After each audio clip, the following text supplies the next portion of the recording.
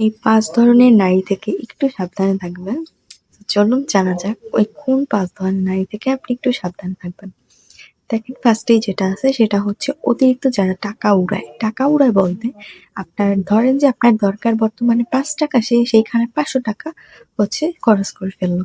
আপনার জন্য এটা একটা চাপের ব্যাপার হয়ে যাবে। তো আপনাকে অবশ্যই এটা মাথায় রাখতে হবে যে আমার যতটুকু আছে আমার আমার হচ্ছে আমার ওয়াইফকে বা হচ্ছে গার্লফ্রেন্ডকে ততটুকু দিয়ে খুশি করতে হবে।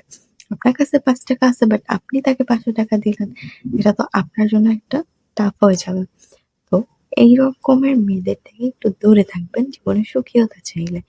এমন কোনো মেয়ে নিবেন যাকে হচ্ছে আপনি এই ৳৫ র ভিতরেই হ্যাপি রাখতে পারবেন। সেকেন্ড যিনি আছেন সে হচ্ছে অতিরিক্ত জেদ বা রাগ। দেখেন অতিরিক্ত জেদ বা রাগ কোনো ক্ষেত্রেই ভালো না। এটা ছেলে মেয়ে উভয়ের ক্ষেত্রেই ক্ষতিকর। কারণ বিভিন্ন সময় অনেক বড় ছোটখাটো রাগ থেকে অনেক বড় কিছু হয়ে যেতে পারে। সো অতিরিক্ত রাগ ভালো না। কিন্তু রাগ করা অবশ্যই মানে মেয়েদের রাইট আছে তারা রাগ করবে, অবশ্যই রাগ করবে। কিন্তু অতিরিক্ত না। তো থার্ড যেটা আছে সেটা হচ্ছে অতিরিক্ত ছেলে বন্ধু বা মেয়ে বন্ধু থাকা।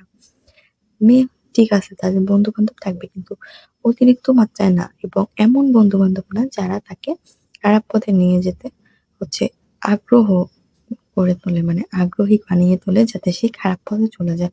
এরকম বন্ধু-বান্ধব যাদের আছে তাদের থেকে একটু দূরে চলে আসবেন। ৪ নাম্বারে হচ্ছে অতিরিক্ত অহংকারী মানুষ বা অতিরিক্ত অহংকারী মেয়ে। দেখেন যেসব মেয়েদের অতিরিক্ত অহংকার আছে আপনি তাদের সাথে কখনো সুখী হতে পারবেন না। কারণ ওরা আপনাকে যেকোনোভাবে যেকোনো কথায় আপনাকে ছোট করার চেষ্টা করবে এবং আপনাকে সব দিক থেকে ইগনোর করার চেষ্টা করবে। তার অহংকারটাকে সে বাড়িয়ে নেওয়ার চেষ্টা করবে। ৫ নাম্বারে হচ্ছে অতিরিক্ত ধনী মেয়ে। দেখেন আপনার যদি সামর্থ্য না থাকে মানে আপনি হচ্ছেন মধ্যবিত্ত, আপনি একটা ধনী পরিবারের মেয়েকে বিয়ে করতে চাচ্ছেন, এটা কখনো করবেন না। কারণ তার কালচার আপনার কালচার মিলবে না।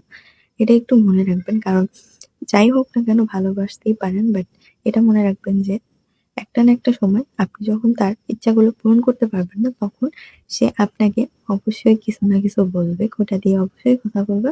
সো আমি আপনাদের ভালোর জন্যই বললাম যে এইসব মেয়েদের থেকে একটু দূরে থাকবেন। যাই হোক